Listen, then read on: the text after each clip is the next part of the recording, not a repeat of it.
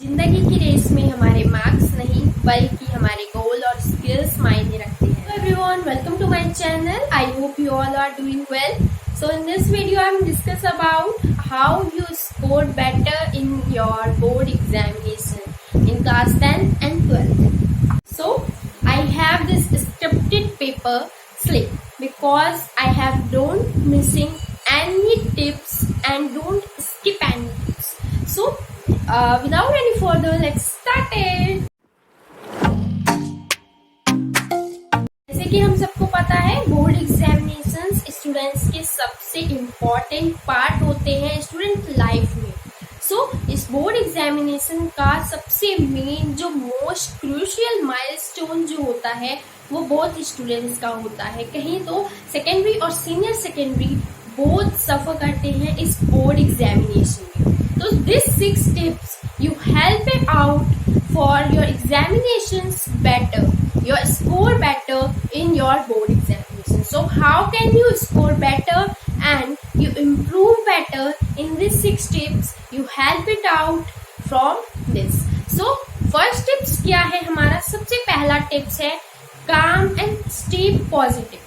Stay positive का मतलब ये नहीं होता कि हम हमेशा ये कहें कि हमारे हमेशा 100% मार्क्स आएंगे. This is not a stay positive. Stay positive होता है कि हम हमेशा पॉजिटिव के वे में हम अपनी प्लानिंग करें. हम जो पढ़ते हैं हम प्लान करके पढ़ते हैं.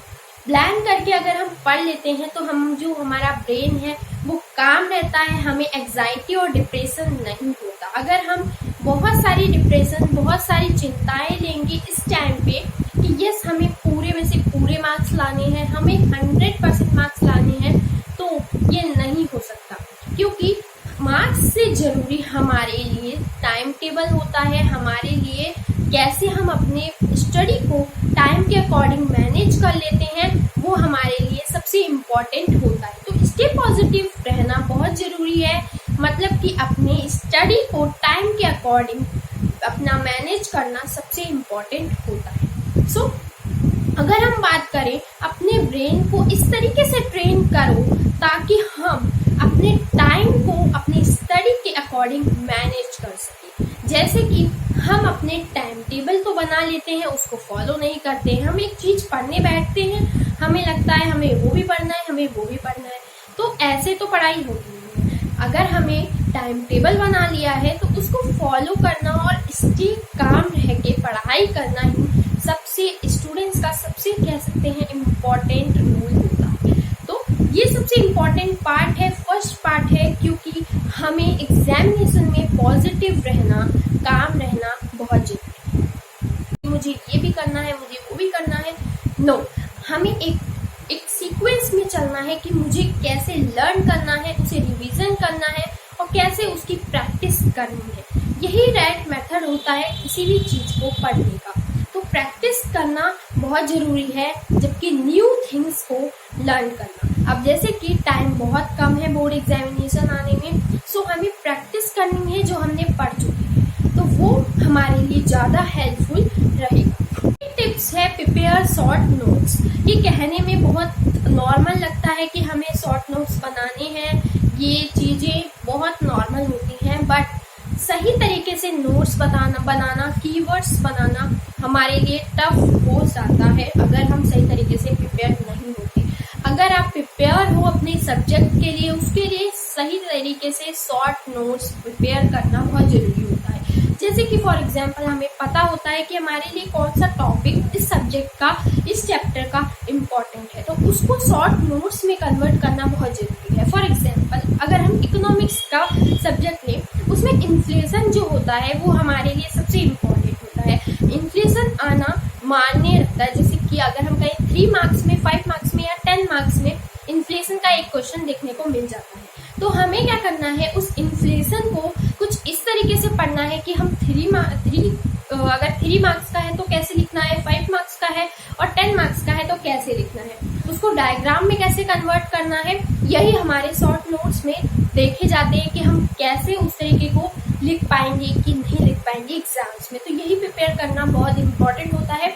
शॉर्ट नोट्स बनाना बहुत इंपॉर्टेंट होता है। हमें कीवर्ड्स लिखना और उसके सब हेडिंग्स लिखना। जैसे कि हमने कोई हेडिंग लिखी है उसको सब हेडिंग्स में कन्वर्ट करना। जैसे कि फॉर एग्जांपल आप ज़्यादा थ्योरी पार्ट में ना जाएं, डायग्राम्स की भी हेल्प लें। फॉर एग्जांपल्स आप पूरे कह सकते हैं पूरा एक पैराग्राफ ना लिख के उसे आप पॉइंट्स वाइज लिखेंगे, पॉइंट्स में लिखेंगे तो आपके लिए बहुत इम्पोर्टेंट और बहुत ज़्यादा ईजी हो जाएगा। और चेक करने में भी जो एग्जामिनर होगा उसको भी बहुत अच्छा लगेगा कि आपने बहुत मैनर में लिखा है। तो पॉइंट्स वाइज हमें हमेशा टीचर बोलते हैं कि पॉइंट्स में लिखना चाहिए और हमेशा थर्ड पॉइंट्स अगर हम देखें तो थर्ड पॉइंट में होता है नो द, हमारा जो एग्जामिनेशन पैटर्न है उसे समझना।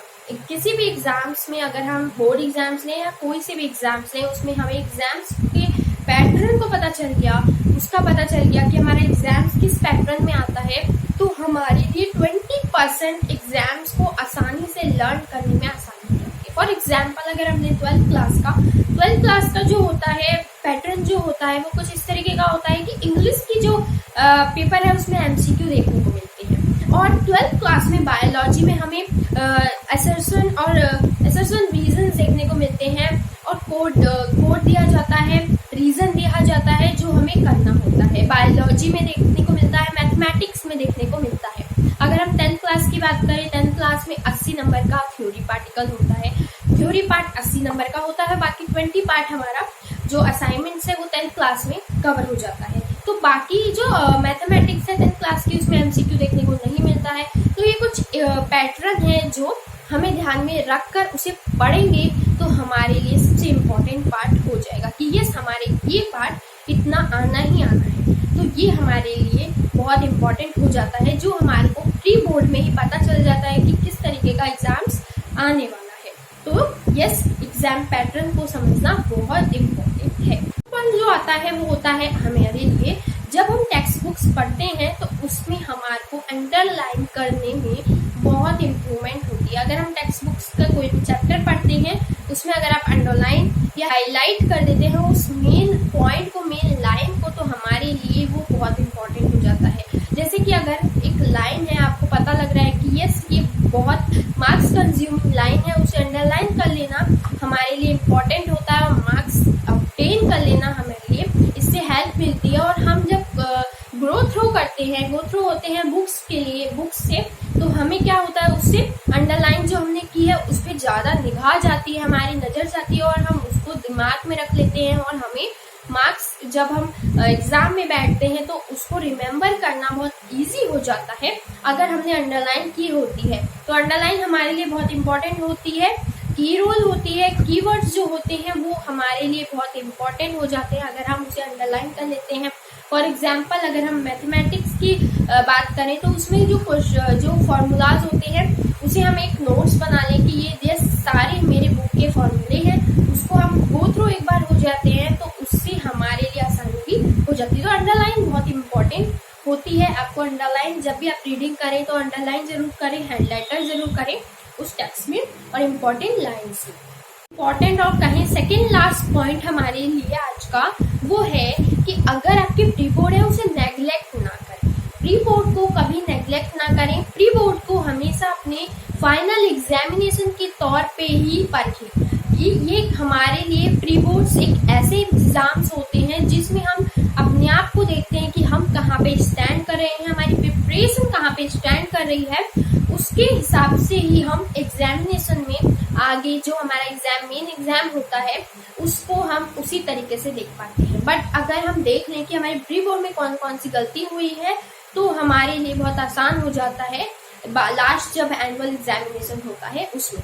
तो नेग्लेक्ट ना करें कभी भी प्री बोर्ड को, उसमें जो भी गलती हुई है उसको निहारें, उसको परखें और उसी में काम करें और बिना किसी नया पढ़े, जब अभी टाइम नहीं है हमारे पास ज़्यादा तो बिना नया पढ़े हमें रिविजन करनी चाहिए और वही जो हमें आता है उसी को सुधार करके उसी को घिस के साफ करने से हमारी जो नॉलेज है शायद बढ़ जाती है और जो हमने पढ़ा है उसको और बेहतर बनाने में ही हमारी भलाई होती है। क्योंकि टाइम कम है, नया पढ़ेंगे तो ना पुराना याद रहेगा ढंग से और नया भी हमें याद नहीं रहेगा। तो उसको पुराने वाले को हमें 3 मार्क्स, 5 मार्क्स और 10 मार्क्स के जिस तरीके से आंसर क्वेश्चंस पूछे जाते हैं उस तरीके से लिखें और हमें देखना चाहिए कि कैसे हम उस पर सुधार करें।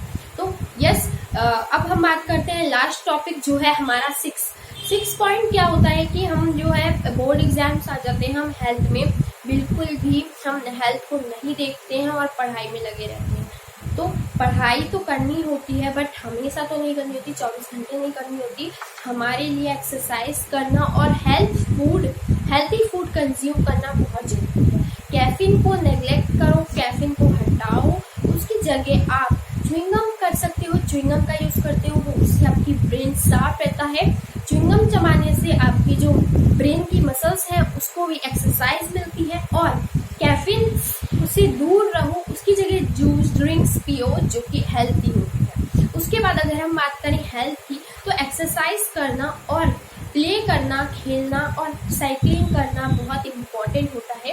एग्जाम्स के टाइम पे एक्सरसाइज करना बहुत जरूरी होता है, अपने ब्रेन को फ्री करना भी जरूरी होता है। तो इस टाइम पे हेल्थ का भी ध्यान रखना होता है और साथ ही साथ हमें एक्सरसाइज के लिए भी टाइम देना होता है, जिससे हमारे ब्रेन को बहुत मेहनत में अच्छे से हमारी एक्सरसाइज होती है। तो हमें तो कह सकते हैं कॉन्सेंट्रेट करने में, स्टडी में कॉन्सेंट्रेट करने में हमें मदद मिलती है। और अपने आप को हाइड्रेट रखना बहुत इम्पोर्टेंट है। हाइड्रेट मिले ड्रिंक, हमें पानी हमेशा पीते रहना है, मतलब थोड़ा थोड़ा पानी हर आधे घंटे में पिए। इससे आपका ब्रेन बहुत जल्दी जो हमने लर्न किया है उसे कंज्यूम करने में मदद करता है। सो यही थे हमारे 6 टिप्स जो आपको बहुत हेल्प मिलेगी। अगर आपको हेल्प मिली है तो कमेंट में जरूर बताना। बहुत अच्छे टिप्स हैं ये, बहुत अगर आप इस पे काम करोगे, ध्यान दोगे तो yes you are really good in exams. And अगर आपके प्री बोर्ड हो चुके हैं तो उसकी गलतियों को निहारें, उस पर फोकस करें। So this video is and subscribe करना, लाइक करना और जरूर बताना अगर आपको अच्छा लगी हो ये video. Bye bye, take care, all the best for your